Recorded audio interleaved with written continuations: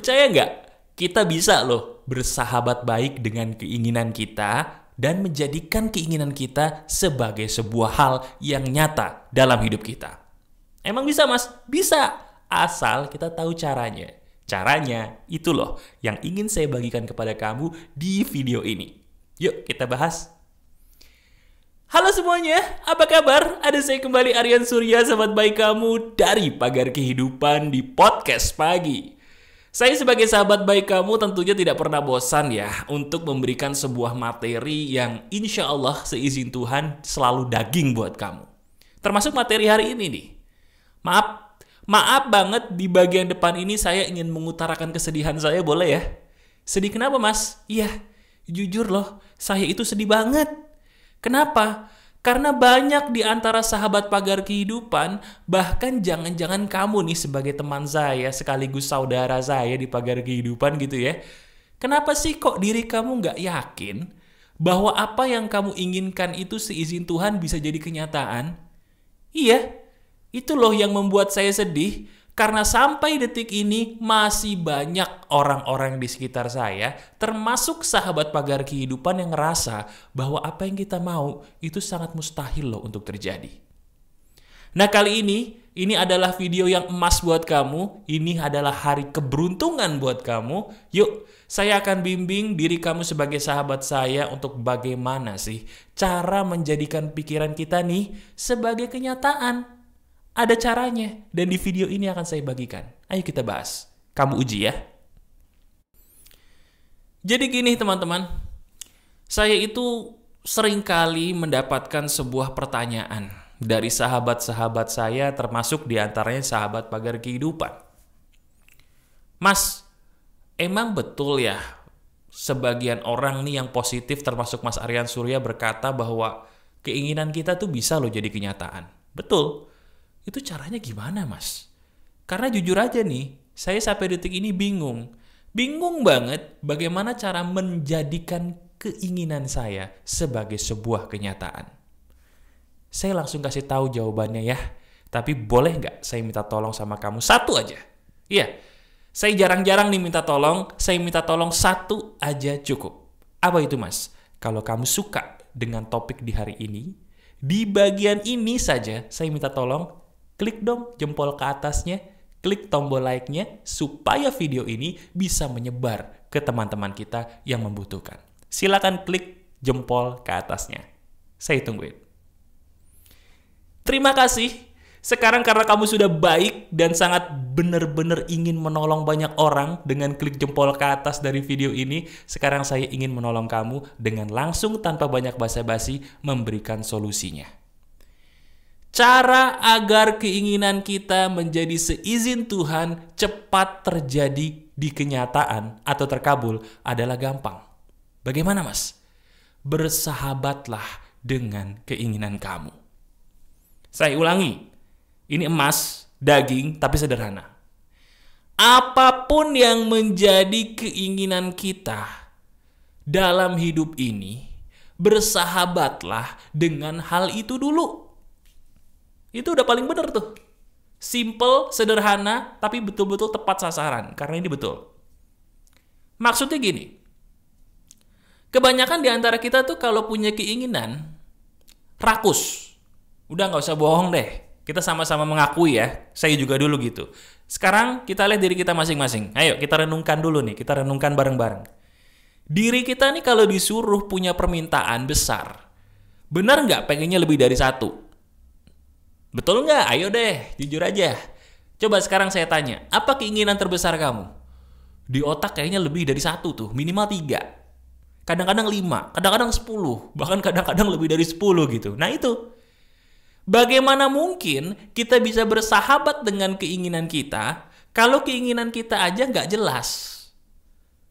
Keinginan itu harus jadi sahabat dulu, baru dengan seizin Tuhan itu bisa jadi kenyataan. Dan cara utama untuk menjadikan keinginan kita sebagai sahabat adalah gimana, Mas? Pilihlah satu di antara mereka semua yang terbaik yang kamu ingin sekali keinginan itu terjadi dalam hidup kamu di dunia nyata. Saya ulangi ya. Dari semua keinginan besarmu tuh, nah yang keren-keren, yang hebat-hebat tadi, saya minta tolong pilih satu aja dulu, pilih. Ini nih, ini kesalahan yang paling utama. Kenapa keinginan kita tuh kayaknya mohon maaf mandek terus gitu ya. Karena kita terlalu banyak keinginan dan tidak mau fokus kepada satu. Sekarang saya suruh kamu pilih satu saja dulu. Pilih sekarang. Sudah?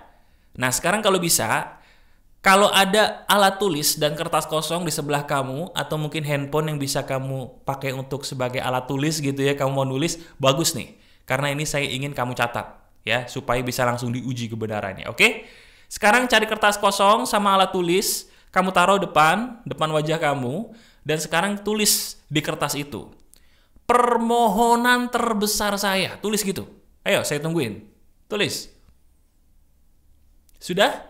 Sekarang kamu tulis di bawah kalimat itu satu hal besar yang diri kamu pengen banget hal itu jadi kenyataan. Tulis satu aja sekarang.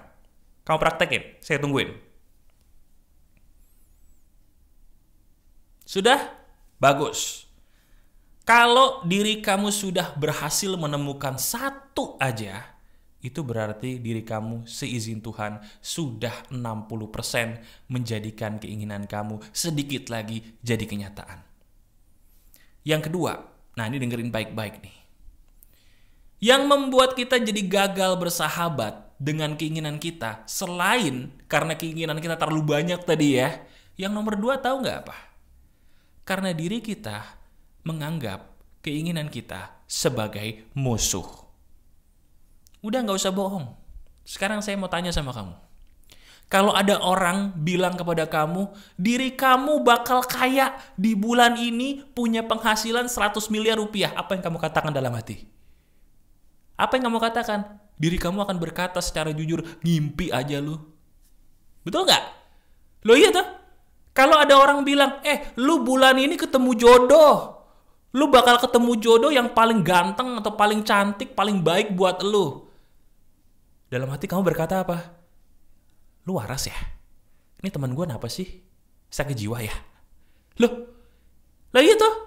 Ketika ada orang mengatakan hal yang besar untuk diri kamu, kenapa diri kita selalu menolak sih? Itu loh pertanyaannya. Kenapa coba?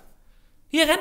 Ketika ada orang berkata hal-hal besar tentang kita, dalam tanda kurung nyumpahin kita yang baik-baik, kenapa kita menganggap itu gak mungkin?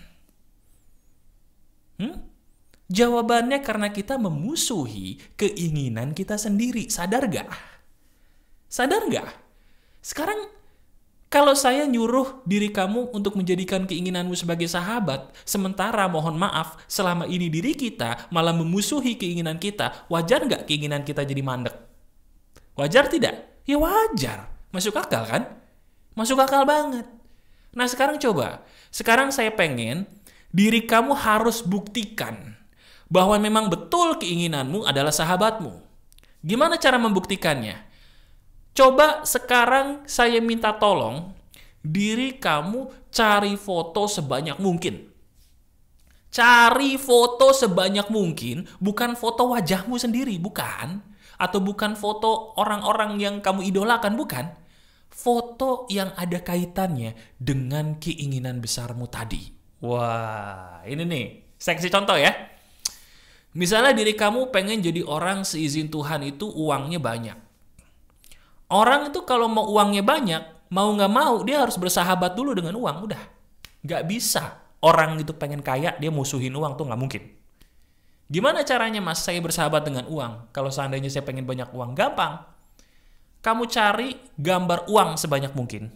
Oke? Uang numpuk lah, uang lagi dihitung, uang lagi dipegang sama tangan orang lah, atau mungkin uang yang sedang lagi ceritanya dalam sebuah peti emas lah, apapun. Cari foto uang sebanyak mungkin di internet, habis itu kamu print satu-satu. Kemudian, nah ini dengerin baik-baik, foto uang tersebut atau foto yang ada kaitannya dengan keinginanmu tersebut, kamu tempel di tembok-tembok di rumahmu, di kamarmu. Sebentar, itu belum selesai. Dan kamu juga pasang foto-foto tersebut di benda gadget kesayanganmu yang setiap hari kamu lihat gadget tersebut. Contoh misalnya handphone ini atau laptop ini. Nah, ini kan diri kamu nonton video Pagar Kehidupan rutin nih di handphone ini atau di laptop ini tah. Nah, itu latar belakangnya ganti pakai foto yang mana ada kaitannya dengan keinginan besarmu tadi. Jelas gak? Misalnya kalau uang, ya udah fotonya ini jangan pasang foto dirimu sendiri. Ngapain pasang foto muka sendiri? Bagus sih, percaya diri, tapi kan ya sudahlah, ya. Ganti foto tersebut dengan foto uang kalau kamu pengen banyak duit. Ganti foto di laptopmu dengan foto banyak uang. Mas, sebentar mas, saya mau protes. Apa? Ini kok kayaknya aneh ya mas ya? Kenapa aneh? Apa hubungannya mas? Maaf loh, saya pengen mendapatkan ini dan itu, apa hubungannya dengan nempelin foto? Ini kayaknya nggak masuk akal mas, maaf ya. Gini, kalau diri kamu pengen tahu alasan logisnya, gampang. Diri kita itu akan menjadi seperti apa yang paling sering kita lihat, dah gitu aja. Nggak percaya? Oke, nggak percaya. Sekarang kalau mohon maaf nih, kenapa sih kok anak kecil, anak kecil itu nggak boleh nonton film kekerasan? Kenapa anak kecil itu nggak boleh nonton film-film yang sadis? Kenapa? Bener, karena anak kecil itu otaknya, alam bawah sadarnya lebih lembut. Apa yang dia lihat akan masuk ke dalam alam bawah sadarnya, sehingga dia bisa jadi akan menjadi seperti itu. Mas, itu kan anak kecil, mas, kita udah gede semua ini mas, sudah tua. Bukan, dengerin dulu. Memang itu buat anak kecil, tapi yang namanya alam bawah sadar setiap orang punya. Bedanya, kalau anak kecil dikasih tontonan, dikasih gambar-gambar, dia cepat merekam. Sebentar dikasih, merekam. Kalau kita nih udah pada tua nih, butuh berkali-kali baru kerekam. Tapi bisa kerekam juga mas jadi kenyataan? Bisa. Cuman bedanya sama anak kecil, kalau anak kecil butuh waktunya sebentar. Kalau kita yang udah pada tua nih, udah gede-gede, butuh waktunya lebih lama, tapi caranya sama. Kita akan menjadi seperti apa yang paling sering kita lihat. Itu fakta loh. Bener, cobain deh kalau nggak percaya. Ya, udah, sekarang saya minta tolong, kamu coba dulu itu. Cari gambar sebanyak mungkin yang ada kaitannya dengan keinginan besar kamu.